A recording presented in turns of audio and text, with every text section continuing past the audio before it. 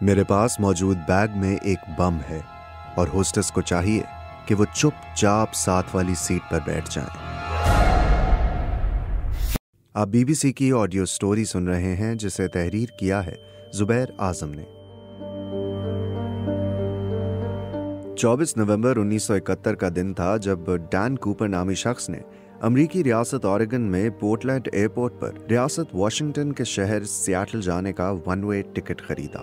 North west airline के counter पर खड़े स्टाफ को गुमान तक नहीं था कि यह शख्स अमरीकी तारीख की सबसे कॉम्प्लिकेटेड वारदात करने वाला है, जिसका सुराग 52 साल बाद भी नहीं लगाया जा सका। डैन कूपर कम गो और 40 के लगभग उम्र के शख्स थे जिन्होंने सफेद शर्ट और काली टाई के साथ सूट पहन रखा था। उन्हें देखकर किसी बिजनेसमैन का गुमान होता था।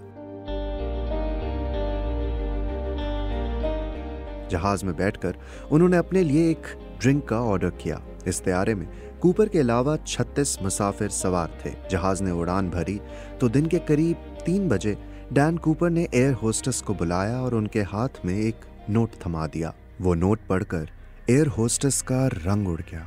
नोट में लिखा हुआ था कि मेरे पास मौजूद बैग में एक बम है और होस्टेस को चाहिए कि वो चुपचाप साथ वाली सीट पर बैठ जाएं। सहमी हुई होस्टेस ने ऐसा ही किया तो डैन कूपर ने एक ब्रीफकेस को हल्का सा खोलकर अंदर की एक झलक दिखलाई। होस्टेस को सिर्फ यही नजर आया कि इस ब्रीफकेस में तारें और लाल रंग की स्टिक्स मौजूद थीं।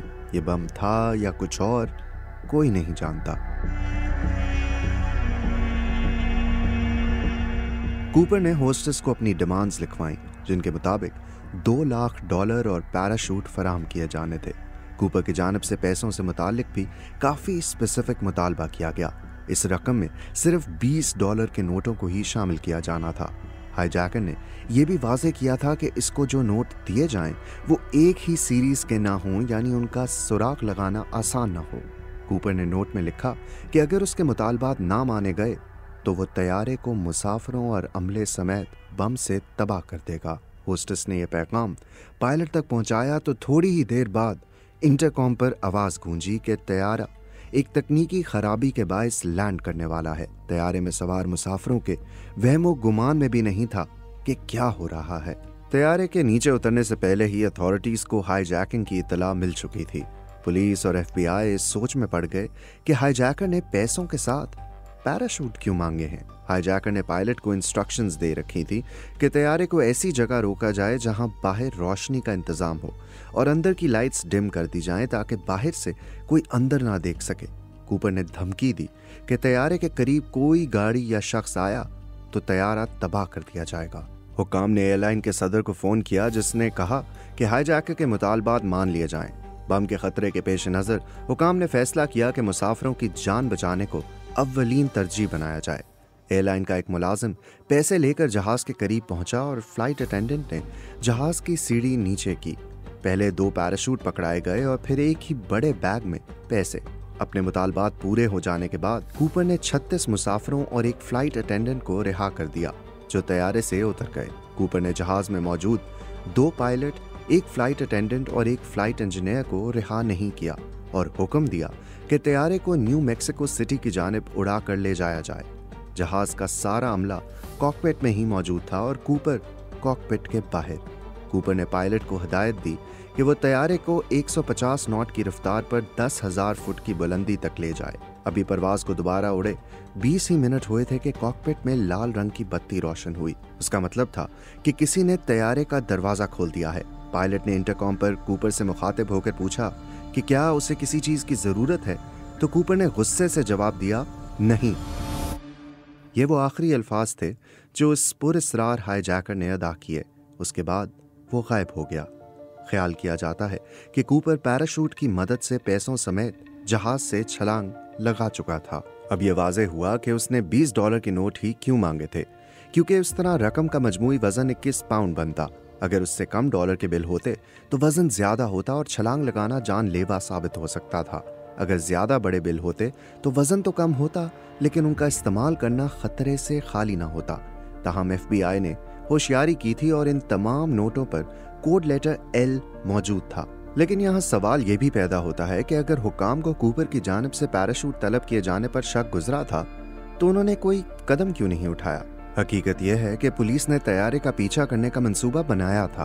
पहले F-106 तैयारे इस्तेमाल करने का इरादा किया गया, लेकिन ये तेज रफ्तार लड़ाका तैयारे इतनी कम रफ्तार पर नहीं उड़ सकते थे जिसकी ताकीद कूपर ने पायलट को की थी।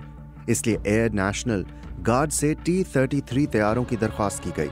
ताहम जब तक ये तैयारे हाईजैक होने वाले मुसाफिर तैयारे तक पहुंचे, कूपर छलांग लगा चुका था।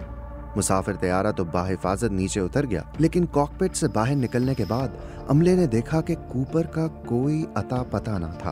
बस उसकी टाई और एक पैराशूट ही जहाज में मौजूद थे।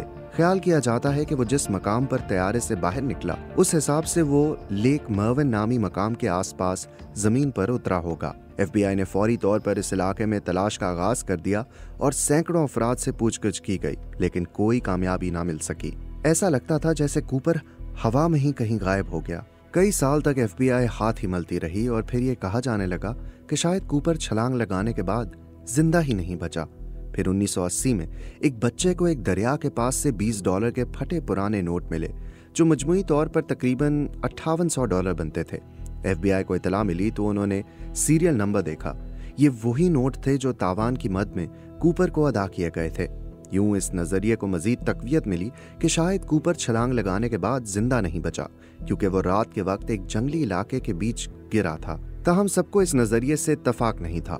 बहुत से लोगों का मानना था कि जो नोट मिले वो छलांग के दौरान कूपर से गिर गए होंगे और बाकी रकम समेत वो बाहिफाजत नीचे उतरा भी और हुक्काम की आंखों में धूल झोंकने में भी कामयाब हुआ। यूं इस पहेली के इसरार गहरे होते चले गए और डैन कूपर अमेरिका में एक मशहूर शख्सियत बन गया। ये अलग मामला था कि कोई नहीं जानता था कि असल डैन कूपर कौन है और जिंदा भी है या नहीं। कई साल बाद अगस्त 2011 में एक खातून मार्ला कूपर ने दावा किया कि डैन कूपर दरअसल उनके अंकल थे। मार्ला का दावा था कि उसने एक गुफ्तगू सुनी थी जिसके मुताबिक एक तैयारा हाईजैक किया गया। ताहम मार्ला ने यह भी कहा कि उसके अंकल जहाज से छलांग लगाने के बाद वो रकम हवा में ही खो बैठे। उस वक्त तक ऐसे बहुत से दावे हो चुके थे, लेकिन इस दावे की दिलचस्प बात यह थी कि हाईजैक होने वाले मुसाफिर तैयारे के एक फ्लाइट अटेंडेंट ने मार्ला के अंकल की तस्वीर देखकर कहा कि ये शक्ल हाईजैकर से मिलती जुलती है। ताहम हुकाम इस दावे पर यकीन न लाए और डैन कूपर की फाइल बंद न हो सकी। 2016 में थक हार कर FBI ने इस तफ्तीश के लिए मुख्तस वसाइल को दीगर मुकदमात में इस्तेमाल करने का फैसला किया। 45 साल की तफ्तीश के बावजूद FBI इस जुर्म को हल न कर सकी। डैन कूपर की याद में हर साल 24 नवंबर को इस मकाम पर एक जश्न मनाया जाता है, जहां FBI ने उनकी तलाश में पहला हेडक्वार्टर कायम किया था। एरियल टावन में बिजनेस सूट पहने, चश्मा लगाए, पैराशूट थामे लोग आज भी इकट्ठे होते हैं और रात गए तक महफिल जमी रहती है। जुर्म की दुनिया का ये पुरस्रार मुअम्मा अब भी कानून नाफिज करने वाले इदारों के लिए एक सवालिया निशान की तरह मौजूद है, जिसे FBI आज तक हल नहीं कर सकी।